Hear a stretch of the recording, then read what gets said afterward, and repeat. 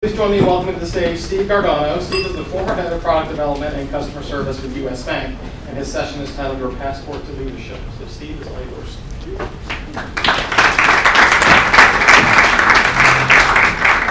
Thank you, everybody. My name is Steve Gargano, and I am extremely passionate about leadership. My journey and this passion kind of developed when I was up at Harvard Business School. I was fortunate enough to be selected for their program for leadership development.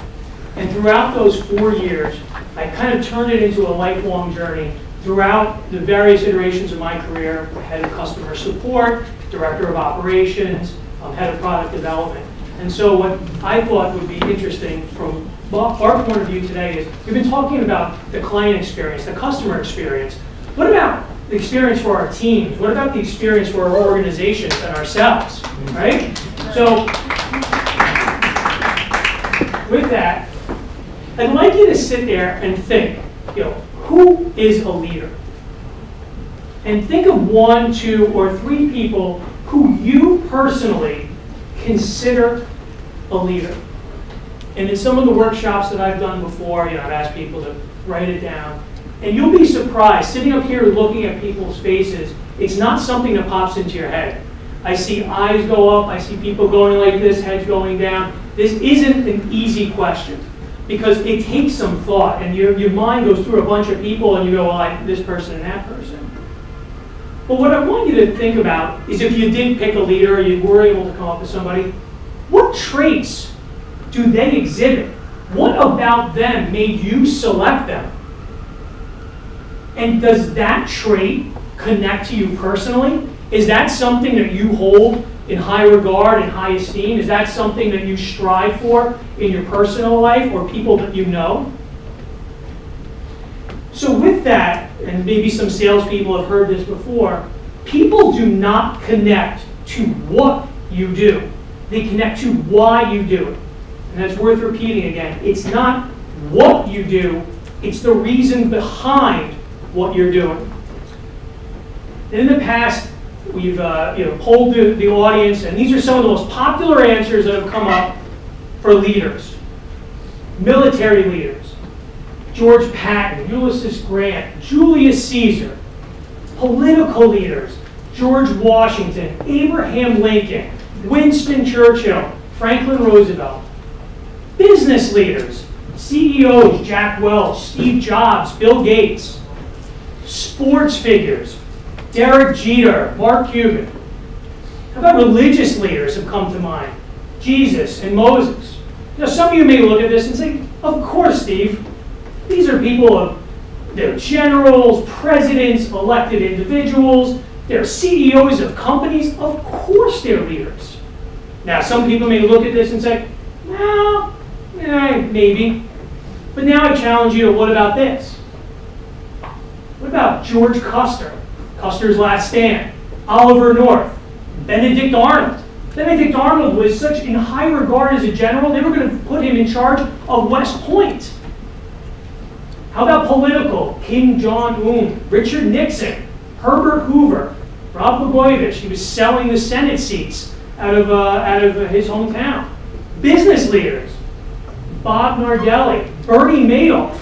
These people, Bob Nardelli drove Chrysler into the ground, rated one of the worst CEOs in history by CNBC.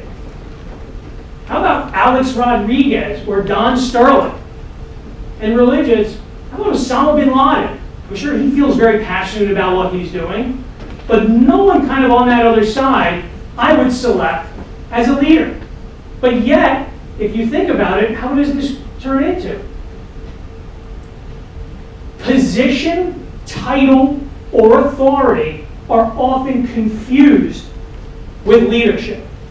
Here's an example. If I ask you, what about Rosa Parks? Would you consider her a leader? I personally do. She was a person of no title, no position, and absolutely no authority. Let's look back at another figure, Joan of Arc. She was born to a peasant family, sent on a relief mission, and turned into a leader for an entire country. No position, no title, no authority. We can go even further back in history and look at Spartacus, a slave, lowest of the lows, bought and sold.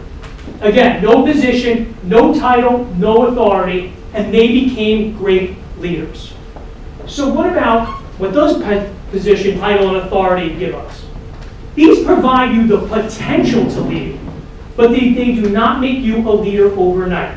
So while we sit here and we might promote people within our organization to manager or head of this, and we automatically assume that some divine power is coming upon them and saying, now you're a leader. I promoted you to this position, you have the title and authority, you're going to make things work. But that's not true. Leadership is not about control. It's tied to choice. People choose their leaders. When I asked you that question before, you all chose those leaders that popped into your head. There were leaders on the left-hand side of that board that other people might have said, that you might say, no, personally to me, they're not my leader. So it's really about choice. So we're back to this. People connect to what you do. And people don't connect to what you do, they connect to why you do it. It's the why involved with there. Yesterday was election day. And I'm sure there were some people, and we're still going through the presidential elections, and there's some candidates up there that I'm sure some people say, what? But if you think about it, what is the why in what they're doing? Why are they connecting to certain people? What's that authenticity within them that certain people are rejecting from certain candidates and other candidates people find attracted to? So now we kind of broke this down and we're looking at like what makes a leader, and you're kind of like, all right, it's not about position, it's not about title, like you're not a leader overnight, I don't need to be 6 foot tall and ride a horse and all of this stuff. You know, what's the leadership formula? So if we do what we believe in, we will attract others who believe the same thing. That's the most simple form of being a leader. If you stick to your core, you stick to things that come naturally to you, those qualities that you were thinking about before in your leaders, if that's something that's inherent in you, and you stay true to that, you will attract people who believe in the same thing. And instead, back to the political candidates before, they're attracting people that have some type of core. They're attracted to that authenticity. You could then think of other leaders who put on that face, say what you want to hear, but people see right through that, even within our own organizations. We each possess a passion that we can develop and use to inspire others around us.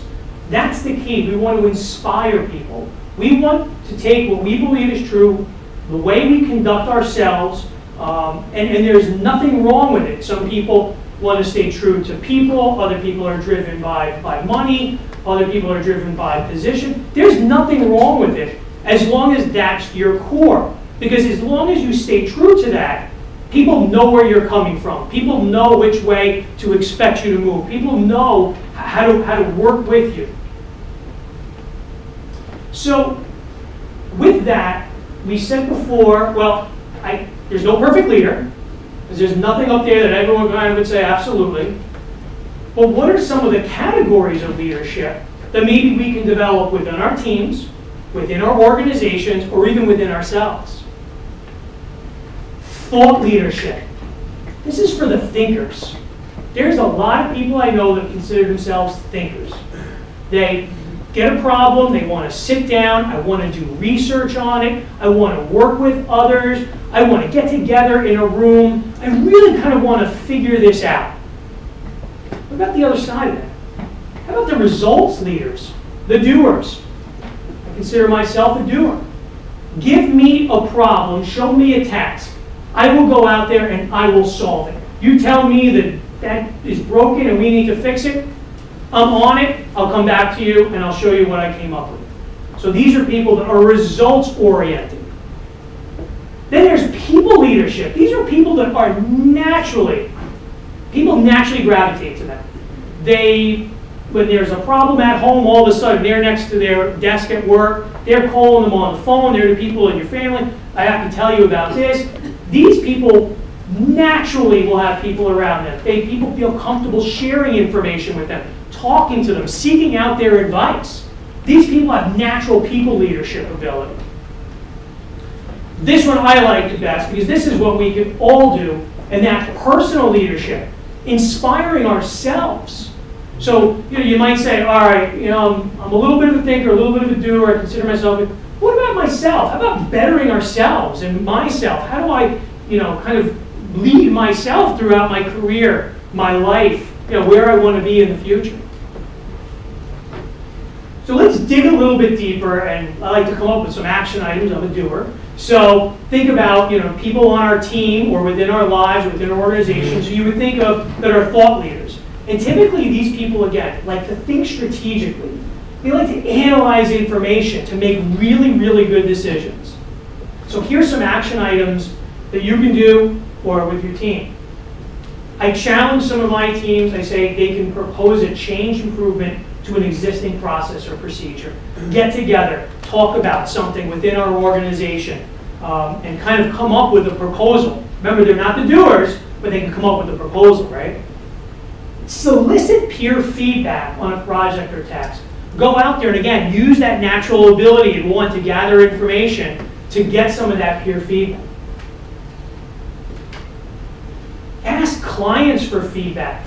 Get involved with some of the surveys or ideas that we're all kind of working on. These are some examples of action items for the thinkers on our team. And again, I always think this is the perfect way. I tend to feel I'm an innovator. And so ask, is there a better way to do things? These people, again, will go out there and try to gather that information and bring things back to you. Results leadership. We like to drive, plan, manage working together to get things done. We want to see things done. How about share a client story that illustrates a best practice or how you solve the problem? What was interesting today was I heard somebody say they was a position for a storyteller. Storytelling is the oldest form in human history of how we passed information on from one person to another. Think about when you pick up the newspaper in the morning, when you're flipping through Facebook. What are we looking at? There's stories. This is how we remember things. If we remembered things just by this is the end result, I mean, we'd all be super smart. There'd be no newspaper and we'd say, house burned down. Whoa, that's great. Okay, thank you. We want to know the story. But again, these results people who go out and fix that, they can come back and tell the story, what happened. And this is how we learn. And this is the best way, again, to teach your team and allow these people to be leaders. These people are also great for looking at workflow bottlenecks and coming up with solutions, getting them out there. They also like to develop utilities, service standards, checklists, macros. These are all things that can help our clients, help our teams, help our organization. People leadership, working with others to achieve results. I like to tell these people, volunteer for a project, get on a system upgrade, get on a workflow improvement. You guys kind of are the natural nucleus that kind of grabs people around. Having you on that team is fantastic. It makes people feel comfortable and willing to share information. I tell them to share their ideas, their best practices, solutions, or findings on their team and others. Remember, these people are natural kind of politicians. They're able to flow and move within organizations, move within various cliques within our organizational structure. They're also excellent for mentoring new employees, connecting with a peer group in another office, or to share best practices. Again, we're utilizing their strengths to bring out the best in them.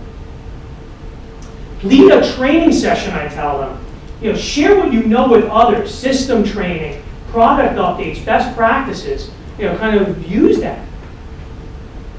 Again, personal leadership. This is us. We're here. Inspiring ourselves to do more.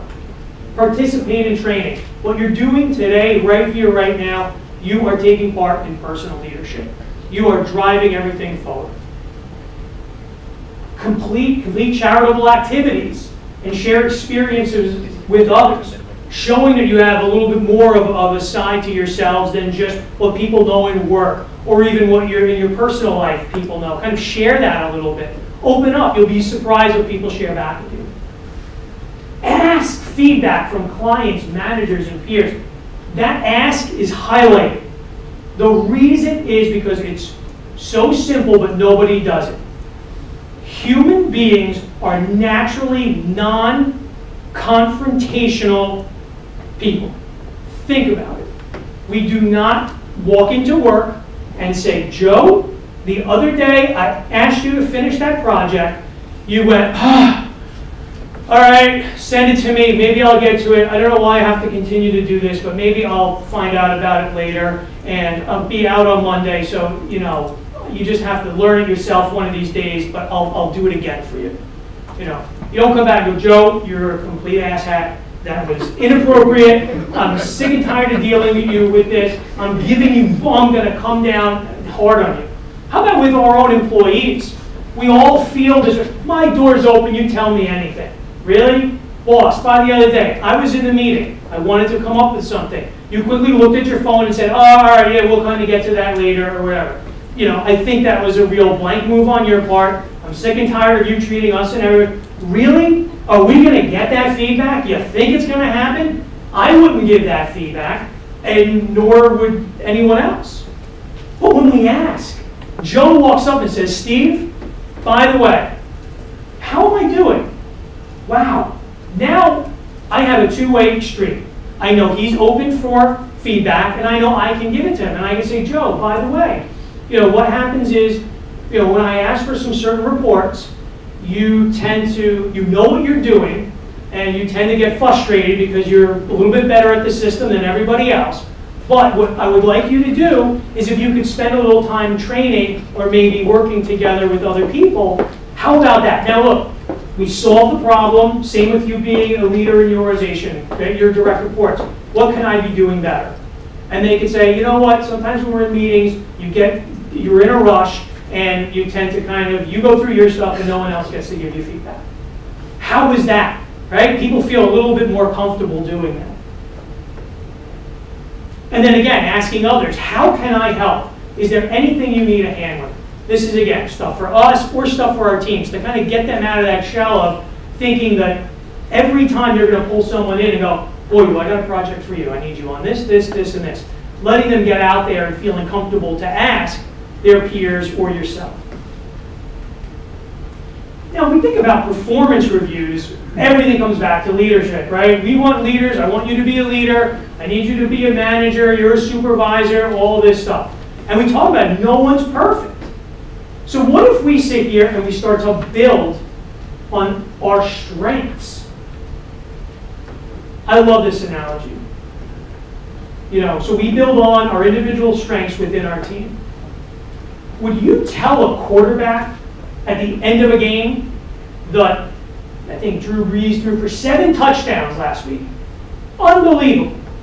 I highly doubt the coach pulls him in at the end of the game and says, I am giving you a box score 5, right, out of 5. You have a 5 out of 5 on your passing.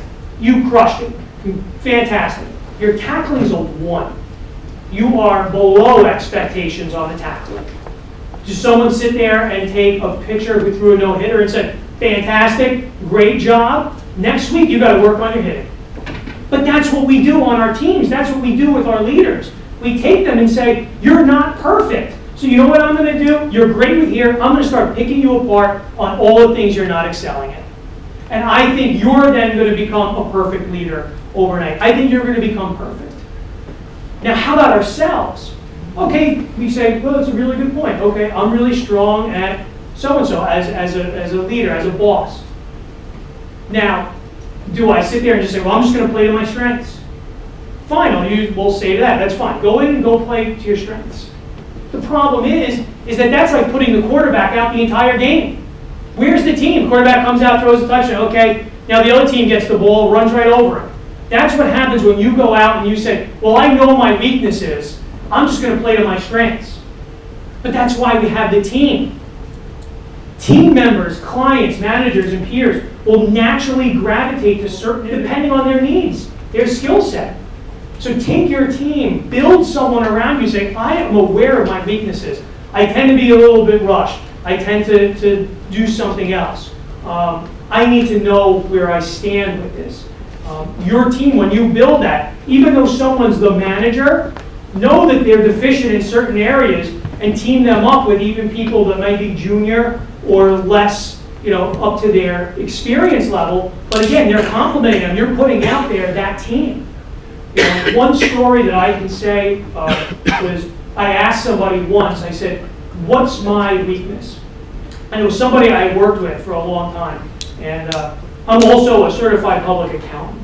And the person said to me, all right, Steve, it was very hard for them to give me that feedback. Let me take the weekend, let me think about it. They came back to me on Tuesday and said, I don't want you to be upset. Please don't think less of me. Don't be angry.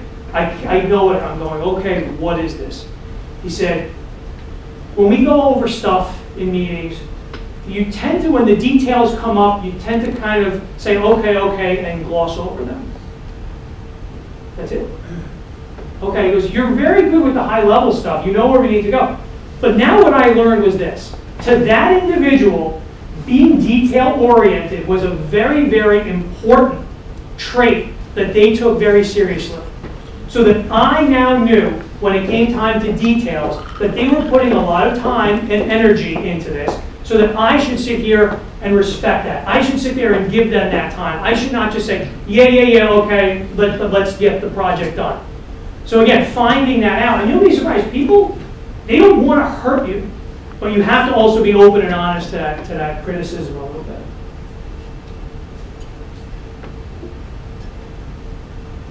We talked a lot about career. And in one area that came up when I asked a group of people, I said, who's the leader? Someone said, my mom. Other people said, my coach. And I started to think, and I said, that's right. Leadership is not about the work environment. Some people, you have that expression, live to work or work to live. So sometimes we sit here and say, I'm not at the position of authority. You know what, this is all great, but where I work, it's really kind of not like that. What about leadership in your personal life? What about just going out there and being the best mom, husband, wife, father? What about when you're working on a team, sports team, your church group, your civic group? What about being a leader outside? Because to me, I use the analogy kind of, your deathbed. When you sit on your deathbed, are you going to sit here and be like, oh, it was really fantastic. In 2007, I put it in so-and-so.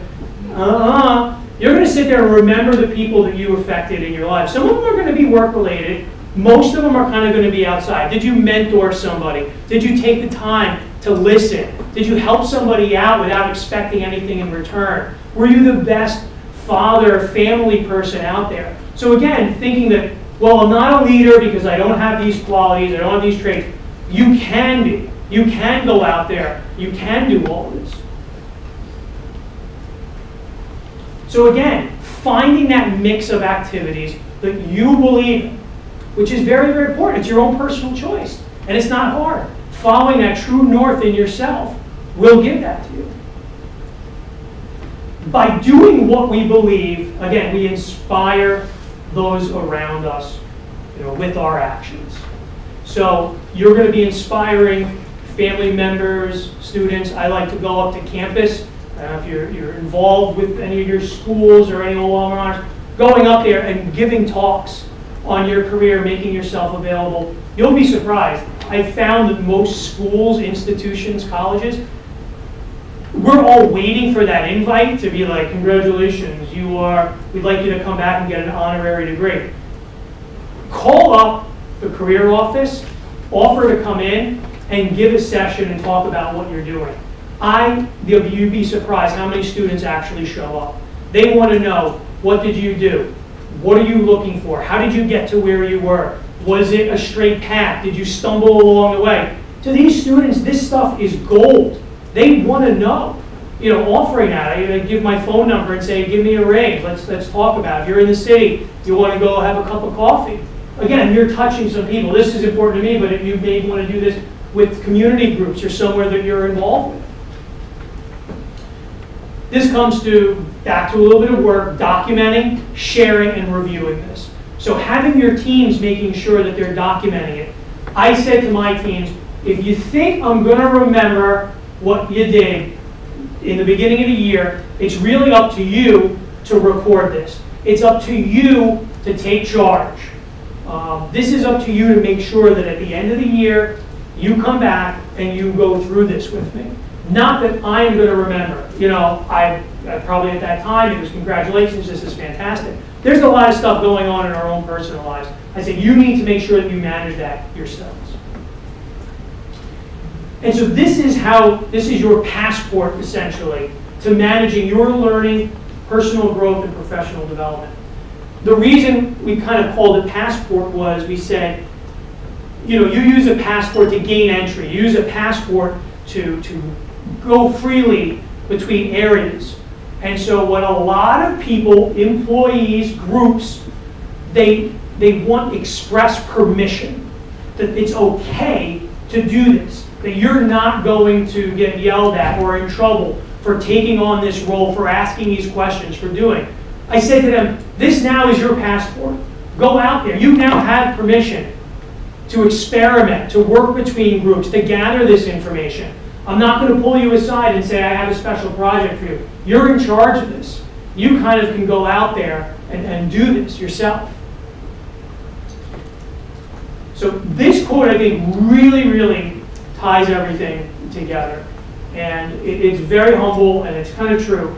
If your actions inspire others to dream more, learn more, do more, and become more, you're a leader. It's as simple as that. So the minute you touch someone, the minute you're out there, whether you know it or not, you're a leader. So thank you. I'd like to open it up to any questions, comments.